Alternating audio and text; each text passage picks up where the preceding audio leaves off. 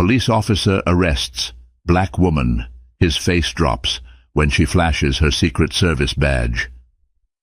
Dark clouds gathered over the quiet streets of Meadowbrook County, hinting that a storm was brewing, both in the sky and in the lives of those about to collide. Ebony Walker, a successful yet unassuming black woman, was on her way to visit her mother when flashing red and blue lights pulled her to the side of an abandoned stretch of road. The officer who emerged seemed determined to escalate a situation that barely existed. Little did he know that his moment of bigotry was about to backfire in spectacular fashion. In just moments, his arrogance would crumble when Ebony revealed the powerful secret that would turn his world upside down. In the small community of Meadowbrook County, nestled between the bustling cities of Richmond and Washington, D.C., narrow roads meandered through farmland and sleepy suburban neighborhoods. Despite its calm veneer, tensions often lay simmering beneath the surface. This was the kind of place where everyone assumed they knew everyone else, and outsiders were greeted with a mix of suspicion and curiosity. Yet, ironically, Ebony Walker was not entirely an outsider. She had grown up just one county over, but that small difference, combined with the color of her skin, made her a stranger in the eyes of some. It was a humid afternoon, and Ebony was driving a practical black sedan she had purchased a few months earlier. She had taken a day off, one of the few she could afford away from her high-profile, high-pressure job, for a long-overdue family visit. She smiled to herself, thinking about her mother's homemade pecan pie. The memory of its sweet, syrupy aroma never failed to bring warmth to Ebony's heart. She turned up the radio, humming along to an old R&B track, and relaxed into her seat. For a moment, the stress of her demanding career seemed miles away. But that moment of peace shattered when the glare of police lights glinted in her rearview mirror. The siren's wail sliced through the humid air, sending a jolt of adrenaline through her veins. Ebony glanced at her speedometer. She was doing just a bit over the limit, 72 in a 65 zone. Normally, a minor infraction like this might be overlooked, but she was prepared to accept a ticket if it came to that. In her experience, compliance was the safest way. She had been trained to remain calm in moments that could escalate quickly if not handled properly. Pulling onto the gravel shoulder, Ebony shifted into park and rolled down her window. Her heart beat a little faster, a conditioned response from years of cautioning, passed down from her father, who had grown up in a very different America decades earlier.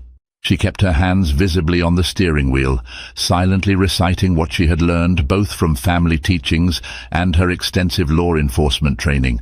Stay calm. Don't make sudden moves. Answer politely. As she waited, Ebony noticed the officer in the side mirror, a tall, broad-shouldered figure wearing reflective sunglasses. He took an unusually long time to approach. When he finally did, his steps were slow and deliberate, as though he was building up tension for a performance. Leaning forward, Ebony could see the name embroidered on his uniform. Officer B. Thompson. There was something in his posture and the way he angled his head that put her on edge. "License and registration," he barked, not even bothering with a routine greeting. His tone was clipped, dismissive. Ebony nodded politely, reaching for the glove compartment. She moved deliberately, speaking as she did so. "I'm getting my registration from the glove box," she informed him, making sure he knew what she was doing. Her voice was steady, professional, almost second nature. She handed him both items along with proof of insurance. Officer Thompson looked at the documents, but not before giving her a long, disdainful stare. The tension was palpable. Ebony braced herself for whatever the officer might say or do next. Was she being paranoid? Possibly. But the tingle of caution in her gut was unmistakable. She had experienced enough casual racism in her lifetime to detect the signs of something malicious brewing. "You from out of town?" he asked finally, his tone still carrying an edge of accusation rather than curiosity. Ebony explained she was visiting her mother, who lived in a nearby county. The officer scrutinized her registration and license again. A strange glint flickered in his eyes. one Ebony had seen before in people who were looking for an excuse to assert dominance. "I'm going to need you to step out of the vehicle," Officer Thompson ordered, taking a step back and placing a hand on his belt. Ebony's heart rate spiked. Step out of the vehicle. For a simple speeding stop. She kept her expression neutral, but took a deep breath. Her training hammered in her head. Remain calm, remain compliant, document everything mentally. "May I know the reason for stepping out, officer?" Ebony asked, her voice steady, though inside she felt a swirl of anxiety. The officer's eyebrows rose above the rim of his sunglasses. "Because I said so," he snapped, hand inching closer to his firearm. Ebony's instincts screamed caution, but she was also aware of her rights. Her entire body tensed, yet she complied, slowly opening the door and stepping onto the gravel shoulder. The sky overhead had grown darker, thick clouds gathering as if mirroring the brewing confrontation. Officer Thompson wasted no time. He turned her around roughly, pressed her up against the side of her car, and began to frisk her. It was humiliating, especially because there was no evident probable cause. Ebony bit her lip to keep from saying anything that might escalate the situation. She was well aware of how quickly these circumstances could spiral out of control. Her wallet, still in her back pocket, contained the most surprising piece of identification, her United States Secret Service badge. But she decided to reveal it, only if necessary. Right now, she chose to see where this officer was going, fully intending to file a complaint later. She closed her eyes for a second, determined to remain calm, but also feeling a surge of anger well up inside. Little did Officer Thompson know the magnitude of the mistake he was about to make. Ebony had the training, the resources, and the resolve not to let this violation of her rights go unanswered. And though the darkening sky threatened a storm, Ebony knew the real storm was about to begin the moment Officer Thompson dug himself deeper into an irreversible mistake. The drizzle started as a faint tapping on the car roof, but within minutes a full rainstorm drenched Meadowbrook County. It came in thick sheets, turning the roadside into a muddy mess. The flashing police lights added an eerie glow to the bleak scene. Ebony stood in the downpour, her heart pounding with the sting of injustice. Her hair clung to her forehead, and her clothes were quickly soaking through. Yet the discomfort of the storm was nothing compared to the humiliation she felt. Officer Thompson seemed entirely unaffected by the rain. He casually flipped through her documents as though relishing the power he held over her in that moment. His lips curled into a smirk, and Ebony could feel the condescending stare through his reflective sunglasses. A fleeting thought ran through her mind. If only he knew. If only he realized who he was dealing with. "Well, Mrs. Walker," he began, drawing out each syllable of her name as if to mock it. "It seems your license is valid. Registration is good. Insurance checks out." He paused dramatically, as though waiting for Ebony to relax, only to twist the knife. "But you were going 7 miles over the speed limit, and I'm going to have to cite you for that. Also, I want to check if your vehicle is involved in any reported issues. I'll need to do a thorough search." Ebony's jaw tightened. Her nerves crackled with tension. 7 miles over the limit was hardly a reason for this level of scrutiny, nor did it automatically grant the officer the right to search her vehicle. In her training with the Secret Service, she had learned to identify when someone was abusing their authority. And everything about Officer Thompson's demeanor screamed of a power trip. He was not interested in a routine traffic stop. He was fishing for something to pin on her. "I don't consent to a search, officer," Ebony said firmly, though respectfully. She stood straighter, trying to summon her professional composure. Rainwater dripped down her face as thunder rumbled in the distance. Thompson chuckled, a menacing sound lost amidst the rain. "Oh, you don't consent, huh?" he repeated, taking a step toward her. "You people always have something to hide." He spat the words out, the phrase "you people" hitting Ebony's ears like a slap in the face. Her heart fluttered with anger and a hint of fear. She had encountered racism before, but there was something especially vile in the way Thompson spoke. It was more than ignorance. It was a hatred that had found authority and power, which made it doubly dangerous. Before Ebony could respond, Thompson opened her driver's door and rummaged through the car, ignoring her lack of consent. Ebony took a shaky breath, her mind racing. This was illegal search and seizure, plain and simple. But Ebony was equally aware that objecting too forcefully could worsen the situation, especially in the pouring rain on a deserted highway. She clenched her fists, silently cursing the predicament. If only there were witnesses here. Finally, Thompson emerged from the vehicle holding Ebony's wallet. He flipped it open. Ebony's pulse quickened. He was about to see the single piece of information that would end this fiasco in an instant, her Secret Service credentials. She braced herself, half expecting a dramatic revelation. But the officer only squinted at the first thing he saw, a standard driver's license. For some reason, he didn't flip further to the hidden compartment holding her badge. He tossed the wallet carelessly on the passenger seat and looked her up and down. Nothing in there, for now. The venom in his voice was impossible to miss. Then, as though he'd sensed Ebony's frustration, he stepped even closer, lowering his voice. "Now, if you don't cause me any more problems, maybe I'll let you off with a warning." His insinuation was as clear as a lightning bolt against a stormy sky. Ebony's mind whirled with indignation. A part of her wanted to rip off the facade and throw her Secret Service badge in his face, but another part of her wanted to see just how far this officer would go. Her father had always told her, "Injustice can't hide in the dark forever. It always steps into the light eventually." Ebony felt that unmasking him fully might require more than a quick flash of her badge on a lonely highway. She considered her next move carefully. "I'm not causing any problems," Ebony said, forcing her voice to remain calm despite the thudding in her chest. "I just want to understand my rights." At that, Thompson's smirk returned. The silence between them sizzled with tension. Rain slapped the asphalt, and in the distance, a car or two raced by, oblivious to what was happening on the shoulder. Ebony wondered if any onlookers would take note of the police cruiser's lights through the sheets of rain. Finally, Thompson shrugged and marched back to his squad car without offering Ebony any shelter from the downpour. She stood there, soaked, forcing herself to breathe. The adrenaline was wearing on her. She recalled the myriad of training scenarios she'd been through, but none had captured the raw emotional sting of this moment. This wasn't just about the law, it was about dignity. Hers and every person's who had been in her shoes.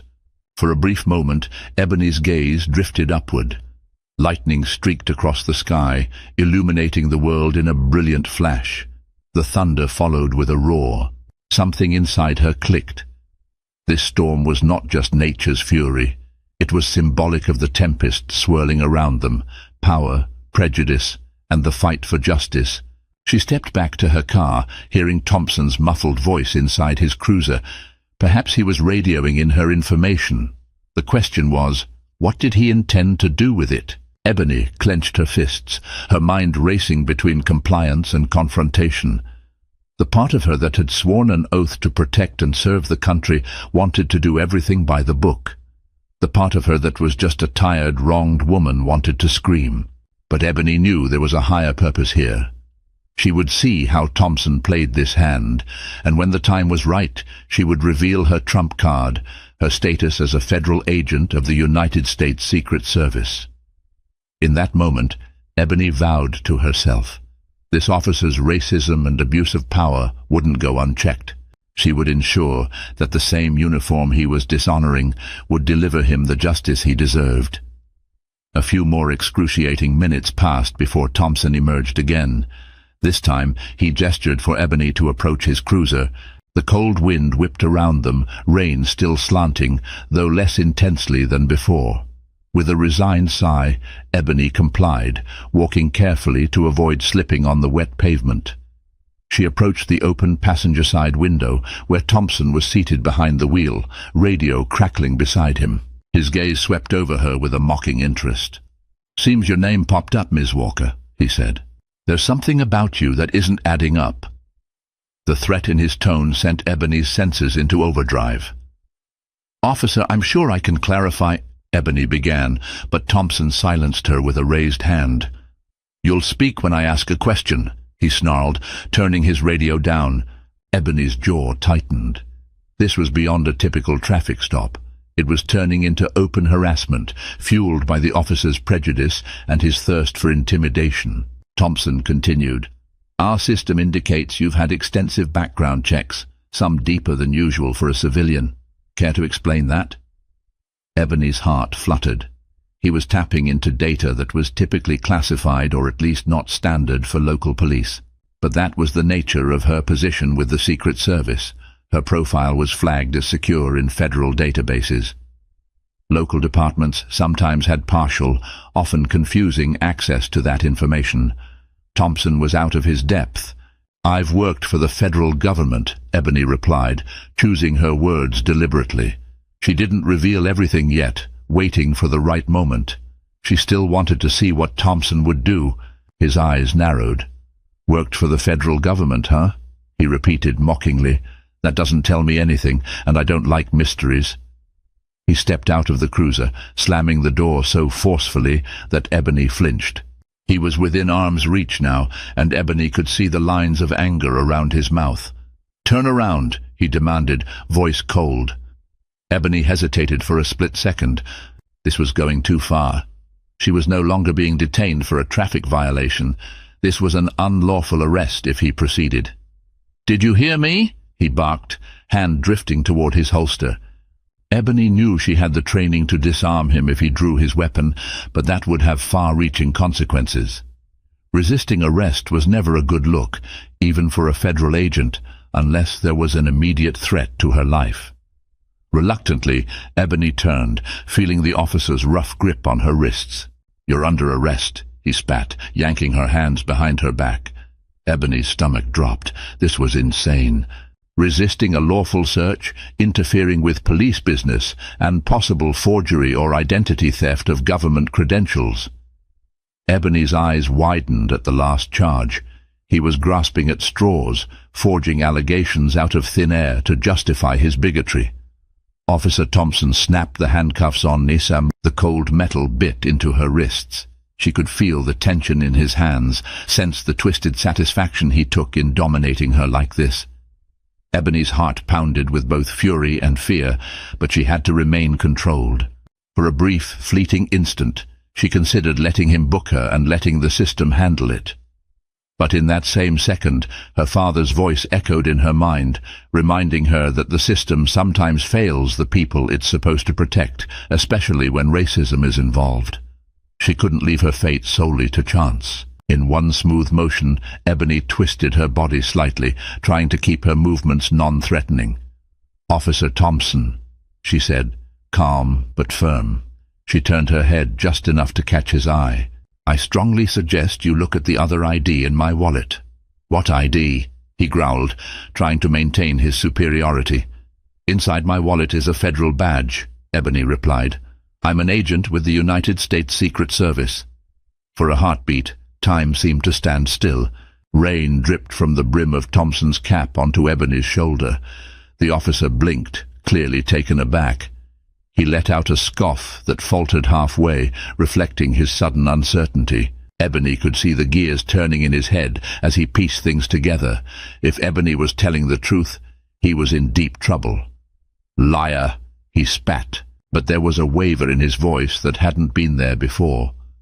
Without loosening his grip, he reached for the wallet in the cruiser.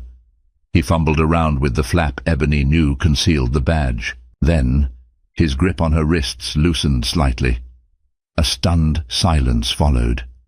Ebony imagined the realization hitting him like a freight train, the golden shield and credentials, complete with her name and photograph, validated by the Department of Homeland Security. This was the moment Ebony had dreaded and anticipated in equal measure. She felt a small rush of satisfaction, overshadowed by the humiliating predicament of being handcuffed in the first place. This, Thompson stammered, stepping back, his face drained of color. Officer Thompson had just done the unthinkable. He had arrested and manhandled a federal agent without proper cause. In the next beat, Ebony expected him to release her, apologize, and plead for mercy. But he did none of those things. Instead, he tightened the cuffs again, trying to reassert his failing authority. "I don't know if this is real," he muttered. "I've seen fakes before." His denial was laced with desperation. "I'm taking you in until I can verify everything." Ebony saw the flicker of fear in his eyes, but also the resolute bigotry refusing to let him admit he was wrong. A million thoughts bombarded Ebony's mind at once. She could easily call her supervisor or the local U.S. Secret Service field office, and they'd come down on Thompson like a hammer, but she also knew how local politics could complicate matters.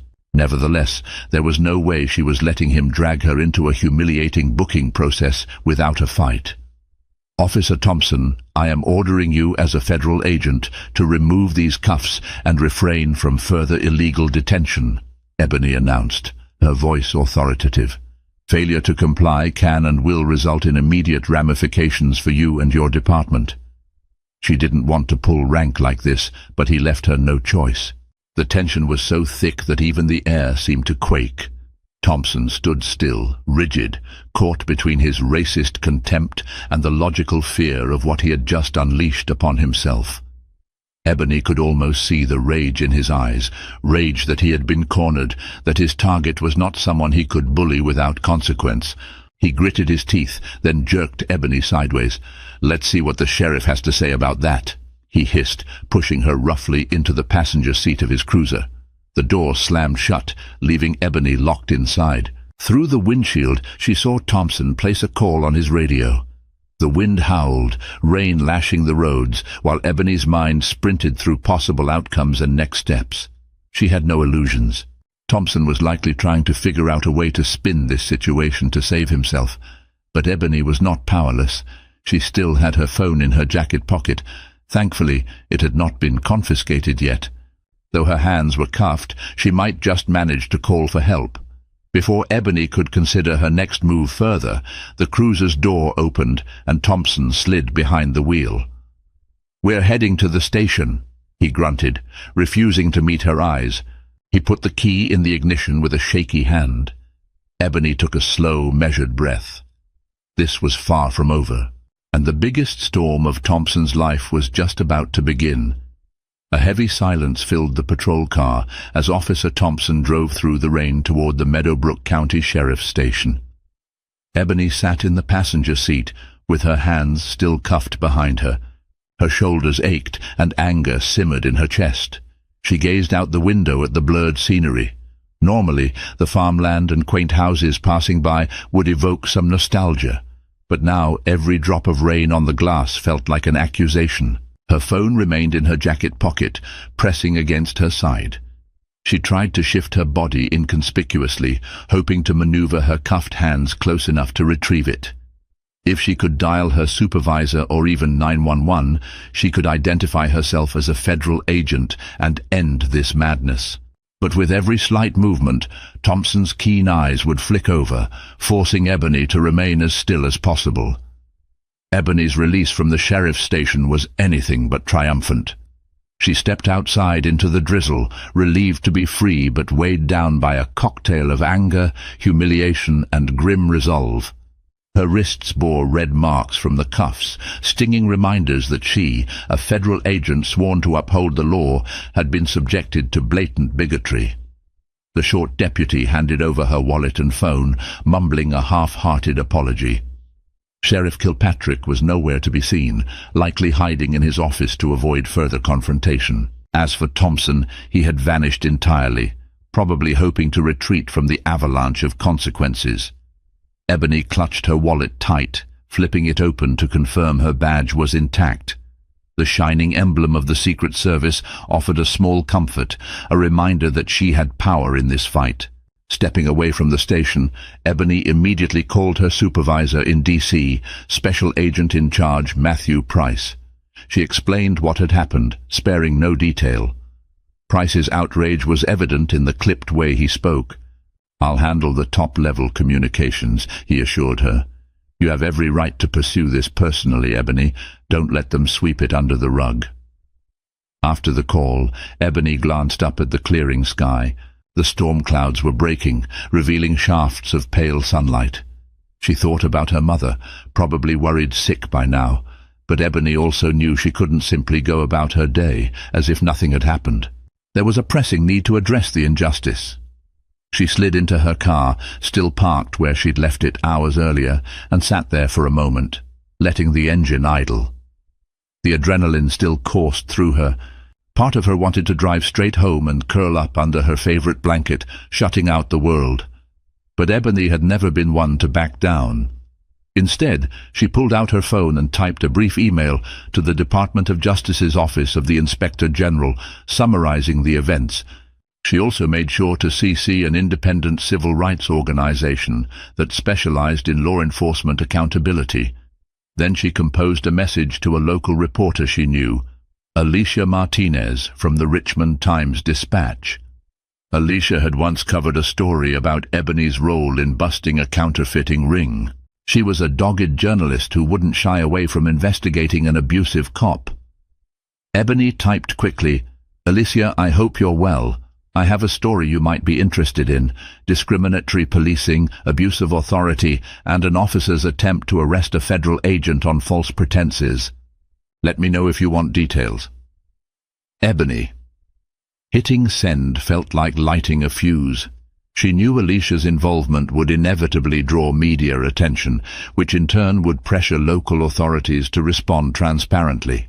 Despite the sure wave of discomfort to come, Ebony felt a surge of determination. She refused to be silent. Her next call was to her mother. Mom, I'm sorry, Ebony said gently. I got held up. She offered a simplified version of the incident, emphasizing that she was okay. As expected, her mother fussed over her safety, her voice laced with fear and frustration. Ebony calmed her down, promising to visit the next day. For now, Ebony had a mission that couldn't wait. Once off the phone, Ebony took a steadying breath and drove off.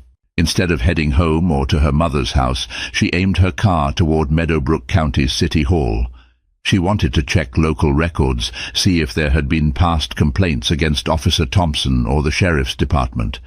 Maybe it was a shot in the dark, but Ebony had a hunch this wasn't Thompson's first time abusing power. As Ebony navigated the small-town streets, she felt the weight of curious stares. Her out-of-county plates and her resolute expression drew attention, but she ignored it.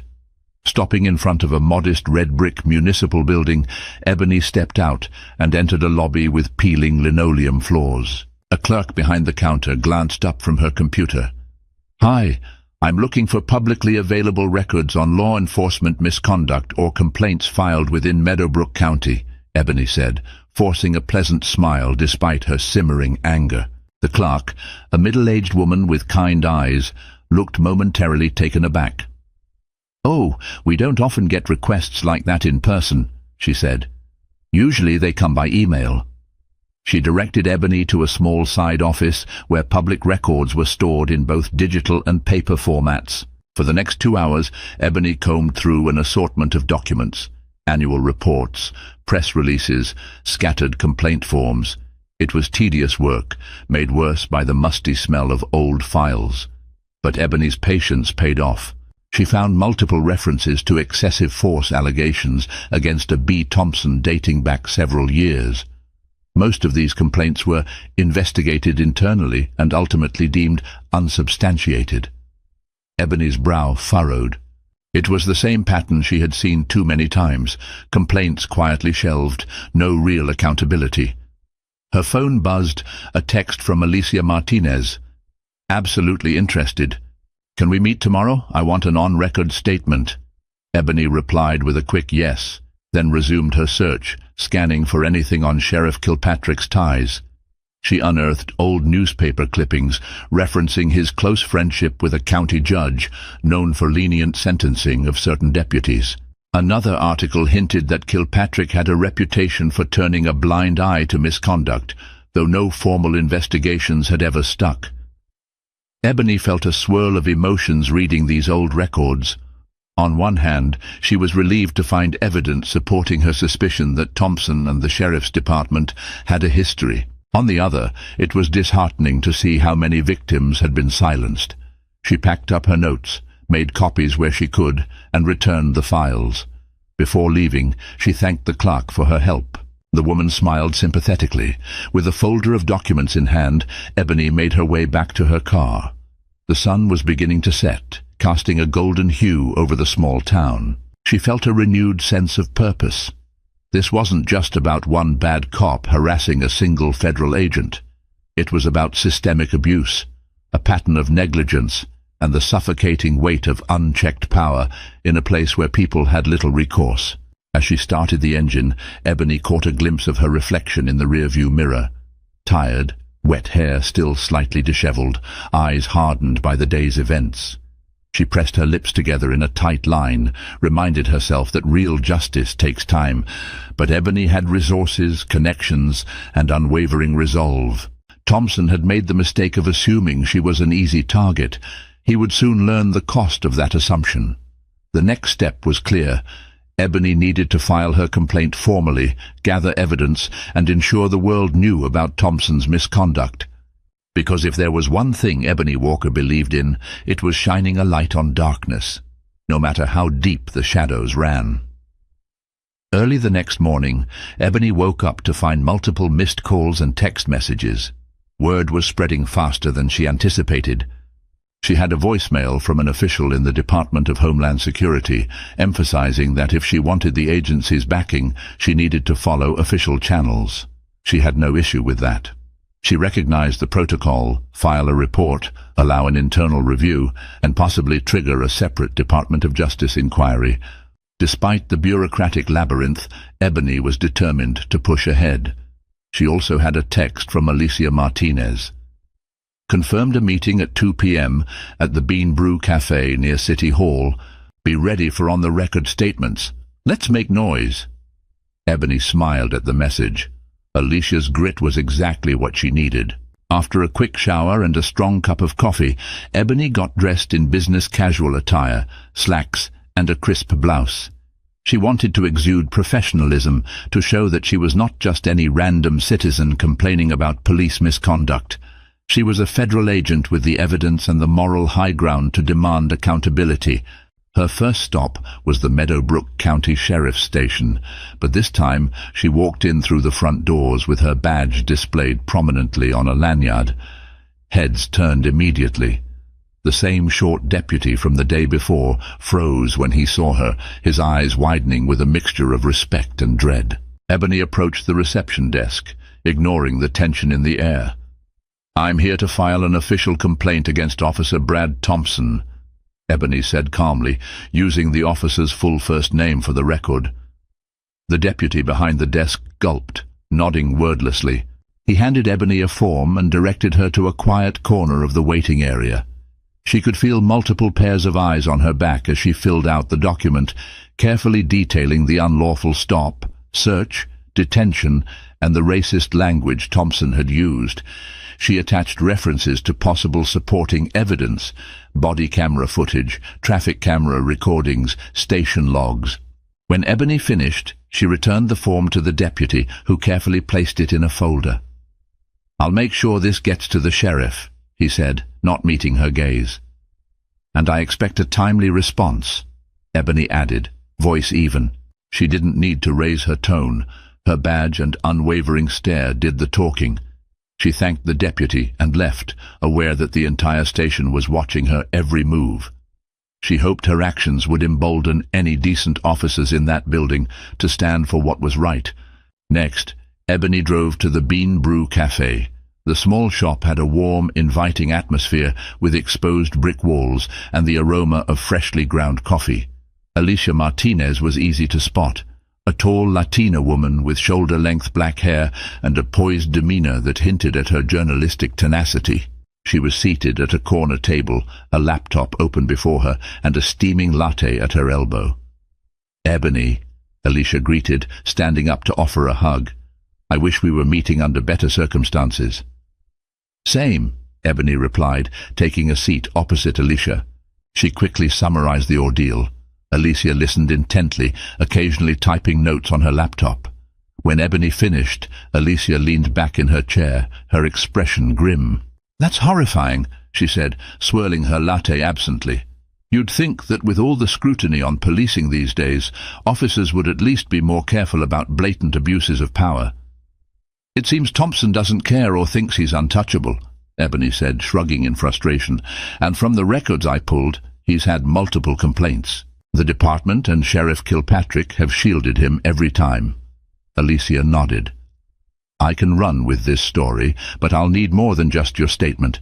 Are you okay going on record as an active federal agent?" she asked, arching an eyebrow. Ebony paused, thinking about the possible fallout. The Secret Service was particular about media exposure, but Ebony believed in the cause. "Yes," she finally said. "As long as certain sensitive details about my assignments remain off the record, I'm willing to be named as an agent." "Understood." Alicia's fingers flew over the keyboard. "What about the body cam footage? Do you know if Thompson was wearing one?" "He should have been," Ebony said. "It's standard in Meadowbrook County, but I haven't confirmed whether the footage was tampered with. Still, that's crucial evidence." Alicia nodded. "I'll file a request for the footage under the Freedom of Information Act.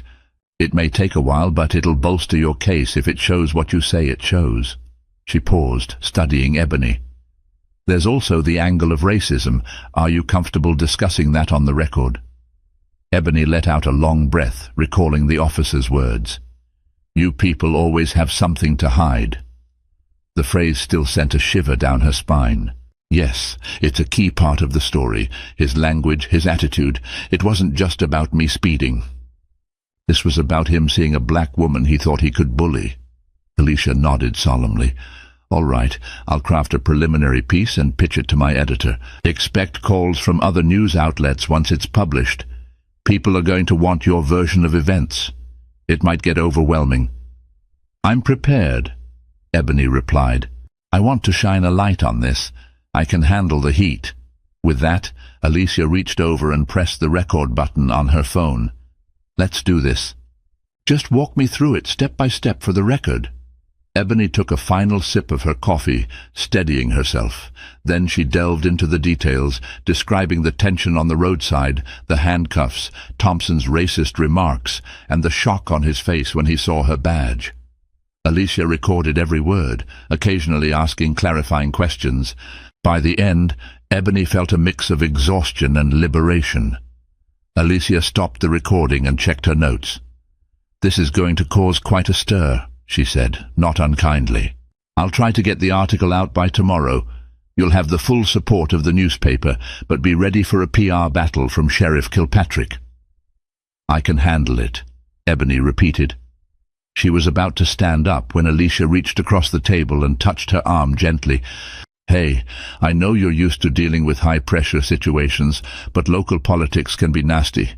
Don't hesitate to reach out to me if you need backup or if something else happens." Ebony smiled, feeling genuine gratitude. "Thanks, Alicia. You might regret offering that, because I might take you up on it." They shared a short laugh, the tension easing if only for a moment. The seriousness of their conversation still loomed, but they both recognized the importance of exposing the truth. After finalizing a few more details, Ebony said her goodbyes and headed out, determination burning brighter than ever. In her car, she stared at her reflection in the rearview mirror again. This time, there was no lingering sense of defeat, only resolve. By involving Alicia and filing official complaints, Ebony was stepping onto a battlefield. She thought of the countless individuals, especially black men and women, who had endured similar harassment and lacked the means or the privilege to seek justice. She wondered how many incidents never made headlines, how many perpetrators walked free with no repercussions. Not this time, Ebony vowed silently. This time, justice would be served, and the hammer would fall.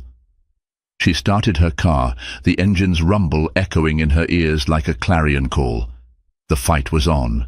In one high-profile interview on a regional news channel, Ebony faced a panel that included a representative from a police union. The representative tried to push the narrative that Ebony's credentials weren't immediately verifiable and that Thompson was just doing his job to ensure public safety.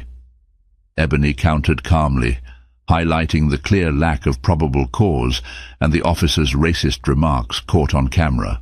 The segment ended with the host unequivocally condemning the officer's actions, leaving the police union representative visibly rattled. Meanwhile, Alicia's articles continued to expose more background on Thompson and the sheriff's department. Past complainants surfaced, emboldened by Ebony's bravery. They gave interviews detailing how their allegations were ignored or covered up. Public sentiment sharply turned against the county's law enforcement leadership. Petitions demanded that not only Thompson be fired, but also that Sheriff Kilpatrick resign. Ebony witnessed the shift with a complex blend of emotions. She was gratified to see the community speaking out and horrifying truths being acknowledged. Yet she also knew the backlash could get dangerous. Officer Thompson still had loyal colleagues, and Sheriff Kilpatrick was not a man to go down without a fight. Ebony took precautions, varying her driving routes, staying aware of her surroundings, and keeping her personal details locked down. One evening, she checked her mailbox and found an anonymous note scrawled on a piece of paper, "Drop it or else." She felt a chill snake down her spine, but refused to be intimidated. She promptly handed the note over to the FBI's local office. If her activism was drawing threats, so be it. She wouldn't be silenced. In the midst of all this turmoil, Ebony reminded herself of the bigger picture. This was not about her alone. She thought of Lorraine and her son, of the older gentleman in the church, of every person who had suffered under Thompson's abuse of power. The body cam footage was more than evidence. It was a catalyst for change, a tool to awaken a community long silenced. And Ebony would stand at the forefront, unwavering, until justice was done. In the morning, Ebony relayed Deputy Rivers' information to the DOJ. The agent she spoke with confirmed that a witness protection arrangement could be made if Rivers' testimony was crucial to the investigation. Ebony felt a surge of relief. Perhaps they were on the brink of a tipping point. Still, Ebony braced herself for the sheriff's counterattack. She expected him to lash out publicly, maybe try to discredit her again, or blame her for stirring trouble, but even she couldn't anticipate how low Kilpatrick would sink to save himself. The next day, Ebony was at her mother's house, finally sharing some much-needed family time. Her mother fussed over her, making sure she was well fed with homemade pecan pie and iced tea.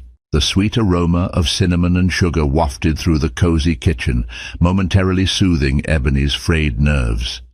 Her phone lay on the kitchen table, face down. Ebony had deliberately set it aside to enjoy a brief respite from the chaos. Yet a nagging part of her mind remained alert, waiting for the next inevitable development. She and her mother were chatting about family memories when the phone buzzed repeatedly, urgent vibrations that broke the tranquility. Ebony picked it up, scanning the screen. Several missed calls from Alicia Martinez, followed by frantic texts. "Call me ASAP. Huge story. Sheriff's press conference." Ebony's stomach lurched. She excused herself and stepped onto the porch, pressing Alicia's number. "Oh my God, Ebony, where have you been?" Alicia's voice was almost hysterical. "Sheriff Kilpatrick just held a press conference, and he accused you of misconduct. He claims you fabricated the story, tampered with footage, and threatened Thompson. He's calling you a rogue agent who's fueling anti-police sentiment." Ebony felt her blood turn to ice. "What? That's absurd. The DOJ is investigating them, not me. The body cam footage is real." "I know," Alicia said, breathless. "He provided zero evidence, but he's demanding a federal review of your role in the case. He's trying to paint himself as a victim of a targeted smear campaign. It's all smoke and mirrors, but he's on every local station spewing this garbage." Ebony's jaw clenched. She immediately thought of Deputy Rivers' risk in coming forward. Was Kilpatrick pulling a distraction tactic to cover his own wrongdoing? Possibly. But it infuriated Ebony to see him tarnish her reputation and potentially muddy the waters of the investigation. She exhaled slowly, controlling her anger. "All right, Alicia. I'll respond. Let me talk to the DOJ and see if they have a statement." "I'll be working on an article refuting his claims," Alicia said. I'll use direct quotes from the DOJ, but Ebony, be careful. Kilpatrick's playing dirty. Thanks, Alicia. You too. Keep me posted. Ebony hung up, her heart pounding. She glanced through the open screen door at her mother, who sensed something was off. Ebony gave her a reassuring nod. I'm okay, Mom, then dialed the Department of Justice liaison. The liaison answered on the second ring. We're aware of the sheriff's statements, she said calmly. They have no legal basis. The footage is verified authentic, and the investigation stands. Can the DOJ issue a public statement clarifying that? Ebony asked, desperation creeping into her voice. I don't want the public confused by his lies. We will release a clarification soon, the liaison reassured. In the meantime, keep documenting any threats or false claims. Don't engage directly with Kilpatrick's accusations. Let the investigation speak for itself. Ebony ended the call with a mix of relief and lingering worry. Even if the DOJ clarified matters, the sheriff's propaganda could sway some locals. She imagined segments of the community believing Kilpatrick's narrative, especially those predisposed to distrust outsiders or dismiss allegations of racism. Ebony walked back into the kitchen, her mind buzzing. What's wrong, baby? Her mother asked, concern etched on her face. Ebony rubbed her temples. Sheriff Kilpatrick is on the offensive. He's claiming I made this all up. Her mother pursed her lips. People aren't stupid, Ebony. They've seen the footage. They know you wouldn't lie. That might not stop the sheriff from riling up his supporters, Ebony said. But I'm not backing down. Her mother pressed a reassuring hand over Ebony's. You remember what your father used to say? When the devil's cornered, he'll throw anything at you to make you stumble. But stand tall. Don't you forget that. Ebony nodded, tears pricking her eyes. Memories of her father's unwavering moral compass flooded her thoughts. She steeled herself. She would stand tall, no matter the smear campaign, no matter the intimidation tactics. Later that evening, Ebony received calls from multiple news stations wanting her reaction to Kilpatrick's statements. She chose a single primetime local broadcast to counter the sheriff's claims in a controlled manner. The anchor introduced her with a rundown of recent events, then asked, Agent Walker, how do you respond to Sheriff Kilpatrick's accusation that you fabricated evidence?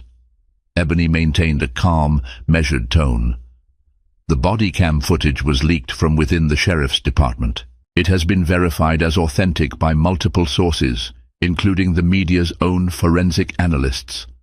I have no incentive to fabricate evidence, and the Department of Justice is currently investigating the department, not me. I stand by my account. The anchor nodded. Kilpatrick also alleges you threatened Officer Thompson. Is there any truth to that? None, Ebony replied firmly. All I did was identify myself as a federal agent when he unlawfully detained me. He ignored my legitimate credentials and proceeded with an illegal arrest. That's all documented on video. By the interview's end, Ebony had addressed each of Kilpatrick's points, citing objective facts. She also mentioned the other complaints against Thompson and the internal affairs documents.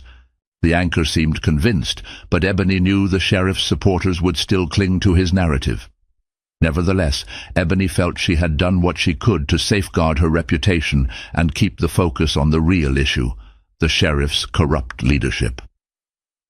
After the segment aired, Ebony's phone buzzed again, this time from unknown numbers. Instead of threats, she received messages of support and gratitude. Locals thanking her for standing up, law enforcement officers from neighboring counties encouraging her perseverance, even some national figures praising her integrity.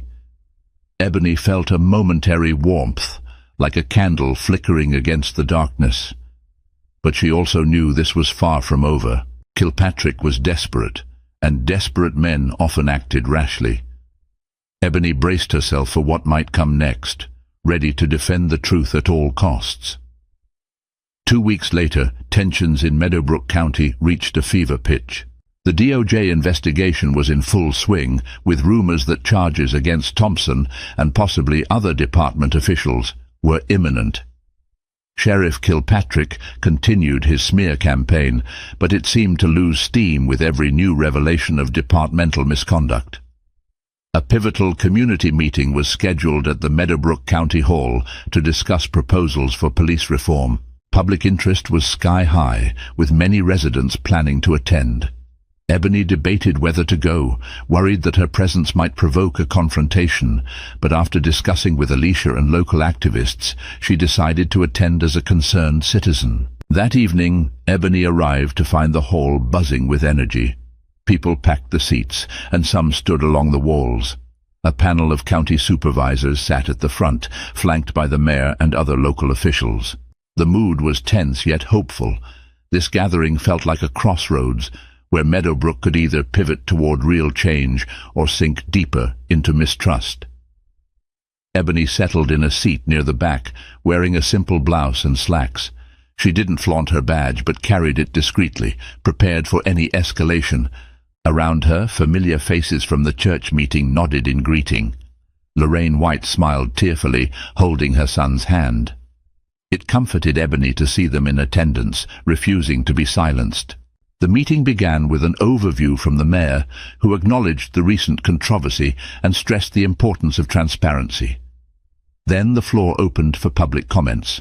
One by one, residents stepped up to the microphone, some to vent about old grievances, others to offer constructive ideas for reform. The supervisors appeared nervous, aware that each word could be scrutinized by both the public and the DOJ. After half an hour of testimony, Ebony felt a shift in the room. People were venting frustration, but also forging a collective determination. It was a powerful display of grassroots democracy. As Ebony contemplated whether to speak, the next attendee was announced, Sheriff Robert Kilpatrick. The tipping point arrived sooner than anyone expected. Less than a week after the contentious town hall meeting, the Department of Justice announced formal charges against Officer Brad Thompson for violating Ebony's civil rights under color of law. Even more shocking, Sheriff Kilpatrick was indicted on charges of conspiracy to obstruct justice, stemming from a pattern of covering up departmental misconduct. News vans descended on Meadowbrook County once more. This time, their cameras focused on the sheriff's station and on Sheriff Kilpatrick, being escorted away in handcuffs by federal agents. The once invincible figure was now an emblem of corruption, undone by his own hubris. Residents gathered in disbelief, some cheering, others shaken by the abrupt fall of the county's top lawman. Ebony watched the live coverage with a solemn expression. She felt no joy in seeing another human handcuffed, even if that human had orchestrated her unlawful arrest and attempted to smear her reputation. But she did feel relief and a sense of justice. Lorraine White called her that afternoon, voice trembling with hope. "They're reopening my son's case," she said tearfully, "and they said Thompson's testimony might invalidate a lot of his previous arrests. My boy could finally be free." "I'm so happy to hear that," Ebony said, tears pricking at her own eyes. "He deserves justice." Deputy Rivers also reached out, thanking Ebony for helping him come forward. He'd been placed in a protective arrangement, away from Kilpatrick's retaliation. Rivers' testimony had sealed the conspiracy charge against the sheriff, detailing how Kilpatrick systematically doctored internal affairs reports. Meanwhile, Ebony's phone buzzed incessantly with new interview requests. She did a handful, just enough to reiterate the importance of systemic reform, then politely declined further media appearances, eager to reclaim some privacy. She also spoke with her Secret Service supervisor, who commended her courage, but reminded her to be cautious about overshadowing her primary duties. Ebony acknowledged the point, grateful that her agency stood by her during this ordeal. One crisp morning, Ebony finally made the trip she'd postponed, visiting her father's grave. The cemetery lay on a gentle slope, dotted with oak trees, their leaves rustling in the breeze. Ebony carried a small bouquet of flowers, sunflowers, her father's favorite. She knelt at the headstone, tracing his name carved in granite. "Dad," she murmured, voice trembling. "I wish you were here. You always taught me to stand up for what's right. I hope I did you proud." A gentle breeze ruffled Ebony's hair, and a single ray of sunlight broke through the clouds, bathing the headstone in warm light. Ebony smiled through her tears, believing, if only for a moment, that her father was there with her, nodding in approval. Rising to her feet, Ebony felt the weight of the past few weeks lifting from her shoulders. Though the battle for accountability was ongoing, real progress had been made. Thompson would face legal repercussions, and the sheriff's reign of terror had ended. Meadowbrook County was already forming a civilian review board, with an interim sheriff pledging to rebuild community trust. The road to lasting reform would be long, but Ebony took solace in having catalyzed that journey. She left the cemetery with a renewed sense of purpose, driving into a future where she would continue serving her country, but also championing justice in her personal capacity. For Ebony Walker, her ordeal had become a testament to resilience. She had faced down a racist officer, an embattled sheriff, and a wave of misinformation, yet she stood unbroken, her integrity intact. Hard karma had indeed hit back, not just in the downfall of Thompson and Kilpatrick, but in the awakening of an entire community that refused to be silent any longer. In the end, the storm had raged across Meadowbrook County, uprooting decades of complacency and dishonesty. And in its aftermath, the seeds of a more equitable future were planted, watered by the courage of those who dared to stand up and speak out.